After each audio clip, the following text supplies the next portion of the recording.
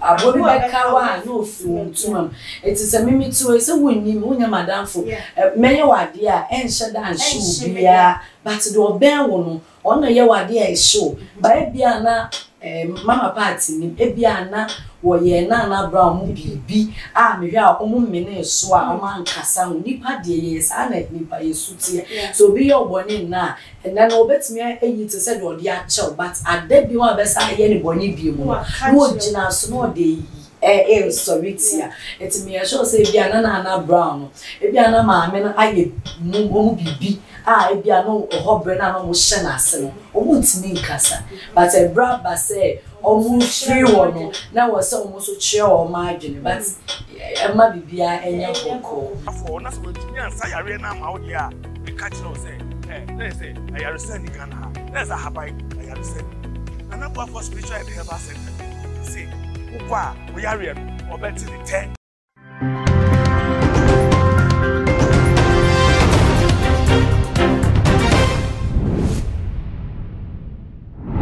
You Ghana this year will be biara kwa ba e de ba too much GH so said ya bibia ye no ene de ensem wa ba beto no so no emu edu a kire se mama part dodo na nka kane no ne e friend na Agradaa no ene enam ensa kire ye bia abenti ne din e de mama part a kire se wodi asofu djuma na mu tinti maya woni ne kunu e ya asore kama na no na nche ye ena ene woni e Owusu Bempah ye papa sofo enya akasa bia kire se enya asem ketua wo mu ye ya kopie mu e wo court a kire se docket yira bi ni nyina no e be pie mu ana eye mama part e kire se wono dia IGP wo mu emre mu kire se nsem ni niema e kwaso no ya dia Owusu Bempah ye papa sofo e ne hyase enu nti wono dia woni suro bi a wo kan nsem a wo kan nyina no o jana sem e dia menya na nam so asese wo sa dia ba betu ne dia wo kan se ya teni a na brown ne na sefo nkwada woni wo mu ye adwuma wo mu free ne ncha teni a wo mu betina tenten fidie so edi na tem na wo mu eje nu nyina no di obi abeka bia on taki obi a na mum woni a wode na sem ebe kwa ne so Owusu Bempah esan se ne akwaso ni nyina no ono ene hyekire eno na nam so aga na fodo do ne ka se da bi mama part na esi dan e na abehu ne se ne akwaso ne Owusu Bempah ene hyase e bi kura na chese wo mo na ye wo ma dwene se wo mo yew enu ti ya na wa hye ni na no ene ne ye ba be twetwe ko na busuan sem wo enu video e wo ye ko ti mama part na e ba e hyase ni na numu bi kwasia ube social media abetna se abedi meme mama part atem Nana Brown go and insult your father that's a Owusu the bastard child kwasia sofo na ye wo ne bakoro nti woni mu nyansa ne jimifo no mese me metsene nso no metsena koma kwasia wo ya ma dwese me ba benya chance amamo me benya attention de amamo more useless beings like you people I will not give you attention mese kwasia bi obeso Facebook adi matem no me de bekwa Owusu so wono na hyemochi wono na obeyi mu kire wiase ono na obeyi mu kire wiase sa ne mane mo obeyi mu kire wiase se wono na onemo nam meni nanu mu pin woya kwasia to ema me woya buoto woye chibifo mo me gina bontia Owusu will not come out and talk and wasoma mo mponche enre ye nkana ma ye nwan sabun fa mani mo ma ya fom won wasoma mo mponche nkana ma ye nre sabun fa mani mo ma ya fom. Hey, I am announcing it to you, say, all the Abozege fans. Any stupid malafaka idiot fool. Nobody should give the attention to anybody. Mon sending all the attention to Owusu. He is the stupid bastard idiot pastor in Ghana here. Onya na just over repenting. Kwasi amai. Yo busiafo na ye twa ho abade na kire se dwuma na ne ye bewuram no wankasa wote ensem asabe e ma me asese wasa kira wo keka na wode ye sofo Owusu Bempah gimi e ma no na wode sabe ensem ajese ensem fata wode ma papa sofo eno na jese ne ni ya bopini antibeki na ye ne no ye ba betwe nko busiamo kan mo ne ma na kwa aba na ye fa ye ko mo twetwe na Jesus antibeki na descend na ko pondo me ho ye na mo so e me so me ho ye pa ye mo akwa aba ba too much GHSO me di so michie ahwefo na etifo Omuna Owusu na ma ye mama part nsem a ekoso yi wotimi hu ne se ye ma mi ne nsesan ya wo sesan ye no hu ne sen like me Musene. In fact, sir, I do be one as a winning, so I want to me fan question will say, assume say an answer being 10 I. As some way I walk as a papa Owusu Bempah na teach you in the meaning happen. So one is there a cassa, is I was say IGP room, say an IGP room near cassa, where evidence when ya and any day. It's a was some would to me confront your ma would me do or would do what them know. Not bear one was say, I Bonnet and media on us, I did about deep pen and Mudina, so I would do Martin. I don't know, I bet me young as about me, would be or take channel, over kind of 7 Mona, and now so I would be at them. Na eye ne nsesa ye mu a wo che se wa fa nyame na wo san so edi eye nyame sofo atem na no zuzu no kra no hu ne se nke hu ye ya na e ka ne se obi asesa de a ne niema bi ana se niema no ye ne dada no wo nya bio na hwehwe ya maami asa de niema na dada no wo ye no na se wo se ye na e no na Uganda fo bebre na e ka ne se nti wo se wasesa emponi na wo so no wo be hu ne se. Oh, by ya no mo kan say wo sesa na oba Kristo mu a e wo mu say yo nyema nyina ho kwa ba nyina na fata ye e wo mu say o wa wo be fu but nyema nchewe say oni ebufu oni akoma ene Yesu Kristo kura say obra okwa sorry dem ma no mu didwa oni bufu ye ma ne twe aba abo mu ye wo wiase de ni ebufu ene na sa ba bi eni je wo na rewo wo sa ite no de nyese bia wo no abefa nyankopon na kire se bia ebufu ntimi babat okon too far na eno na emunyia sa say o Kristo ni de obefa Yesu a obubefu but entumi nko to the sense one onyanko sofo nke ye fe na me abo amansi an wo free akomajuma be ne mu nyina ma be Kristo ni mu namba ko it is a bibi kura ko ne enkoyi a me na dia one thing is say your Christian council no ne ade wo it is a asofofo mienu bi sorry esana ateni ni ateni kwa e won benefo wo man mo se bi mutimi sorry gina e olimam ne asofo benefo wa e wo so mutimi sorry gina no mutimi frɛ enuanu mienu no mo kasa it is a say ano omodi na tem say no ya man so mo ba eda ho enya de e best sanda etu ne nana na se ne man no nana no baba amba be hu so mo maame mo nana di sofo wo ya tem enye fine e bi kura na omo nkakra no ebi free Agradaa mama party fie ko ware Owusu Bempah fie sofo Owusu Bempah fie like eneme bi wo na eka me de wo musa ne bubefu Emma to come back at a to me back to the stand say a beko too far. It's yes, Regan and penny for a suffer your Christian council. Omuntu on engineers on that multimeans, yes, you move temas. Okay, Auntie Becky, I can be say or nipa or nimu or no to me cancer money. Yan mama part a brown one and brown woman a year jumano. A idea one no me free pa. Na dia ne beba woni wo bi ya adwuma na mumutia e bema nipa na nya kwan edidi eye ne madam ate ho ewo ho nipa de say ka say obi benya wa abobi beka wa no fu ntuma eti se mimi tu se wonni wonya madam fo menye wade a enhye da nhye bia but the oben wo no ono ye wade a show ba bia na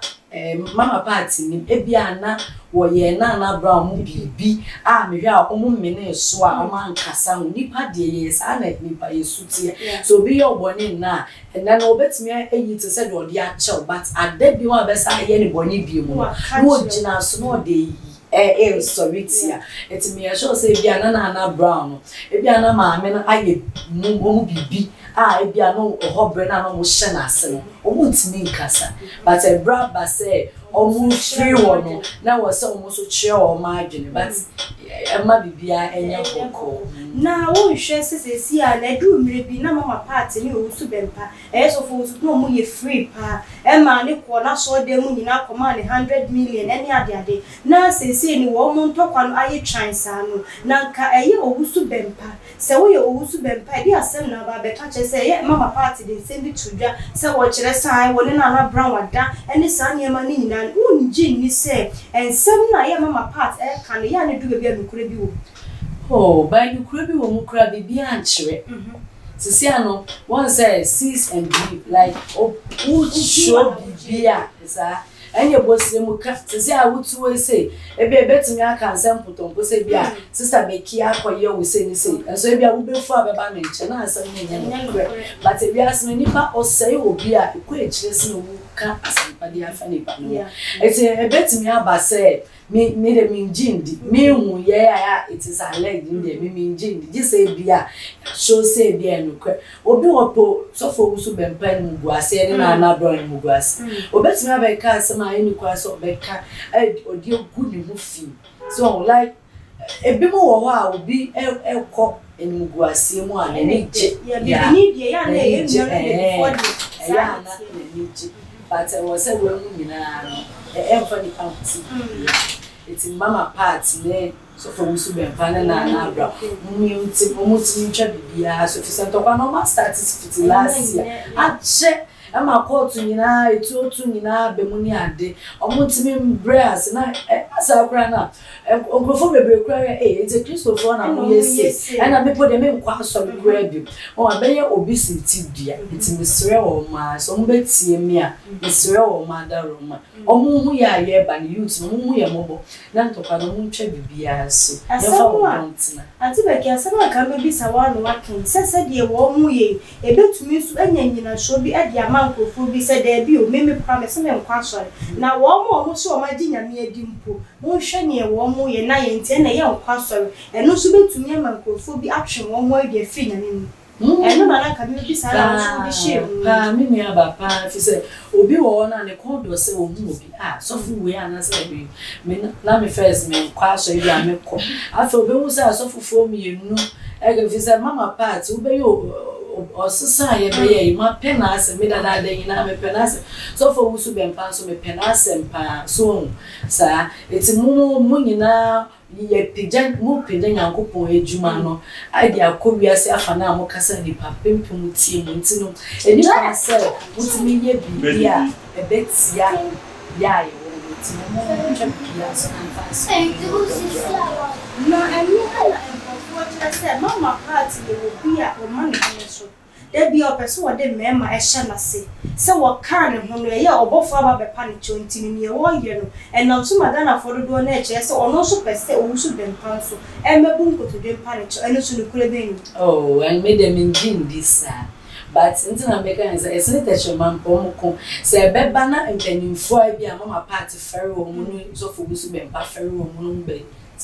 me ngindi say bi o this Owusu Bempah ba na nim ebe bunko to de we nim e pa na cho se bi a no the ferry fu bi a se bi a se aban critically mbetimi akofre wo mama asumdua aba abefre e fa na efa se na echia na mu bechia mo na mu de odo abo odoma enu anu no na wojidi sesisi anu se de we guofu a Owusu Bempah so inyantie ne ho nsem bia no se empanifo hia se wo mpese wo mu ka wo mu boma wo hwe ba bia e ma me ma part na kuma aduru ne betumi ayi ebeye pa fi so mo nyankopon no mo so no na onyankopon ti wo mu ne die ebeye ebufuo de beba na ebufuo kra mpo no bufuo a wo ha wakoma kra aju ebufuo de ewo nipa ho obia ni obeka se wiase ni bufu but enta se bedwe mi fi se bible kra ka se ema ewia nto obufuo so it's ebufuo ni de beba ebufuo betimi aba mo nipa be sese ya de but be wie no be nu se ade am ye no ma nye de ma ni eti enkofo be ma me jinyankopon di se ebufuo ni nyina e beba fuma ma bibia etu echa Auntie Becky no so na Ghana for the chere se de bi o mama party ukunu e sofo enti ni kunu nti o hu se sa ntokwa we mu e ba se nka oyo obi a wono e pese sa niema na e koso ni twa enka asore waka e wo ye Owusu Bempah ene ne yire so entokwa ni ba won se be ma bi wo ha won pen no ansem mama party ni kunu nti na no kasada ye sofo du nti na no kasada so we are see the our rate me ba oba ne ne de be ma no eda boko be ma bi kura wa e wo mu so betime gina ni padom e preach by abasa entokwa aba no nkosi esi anye na adwuma no o timi nye so ba me won ne say me ye show so say sofo ene mama kasa ofi sa eto de ni kura wo kasa otumi kana enye mi ku na sisi ya not say onene kasa but won say baby akoma na koduru no eya na ye nkakra nsa na abafo e mani bebre wo na ne mema bebre wo a o makoma ne tisa dindinde etino nya go na no be obeti won say ebi kura na nkanye ni kunu no de na no bebem ama nsem bi wo ho betwitwa so aka ebi aka nsem bi anka bi o de beba no ka ebi kura nyi nya baby ana no de ntu no ni mu ne nkla bi ebi da o mu ni ade It's new kunu do ne kasa. Antibeki ya sorry jumedi esu na chese wo won sem bia wo beka. Say Agradaa ne nkrofo ebuafu sanso e ne su Bempah so nkrofo ebuafu. E di asem na beka kire saafo no mu so akoma pafo. Sam nkrofo ya meka kire o mu nyina ne se obia e ma na akoma nto ne yim. Na ya edi Kristo echi na se topa se ya na o man ye penisen. Enye we meti umaka wo nyina na de o man boye e na eba. It's yesre wo mu Owusu Bempah eti ene mama part echi epamucho asumdwe boko yesre mu ye peace said that the United peaceful country yesre wo mu o mayemfa odo ene abutere mfantina ye mayeguda yemfa odo ni abutere ntina o my God ne mu abusua nsem ene Antibeki edi eba afri ye alias touch and beauty baby amiti na je se din eda so eno no so be pie mu ha dia say ye wo ne o se ni ade de o be ne kama wo pia wo bi kura ha wo kanchima kura wo nje de hu se wo na wo ba no abusua ha na brema akwan ma ye de enkomo ni nyina no esi ye koso edi eni edi nsem na chi de ba ba tobonti be de ba bo som me di dwa so ni mama ka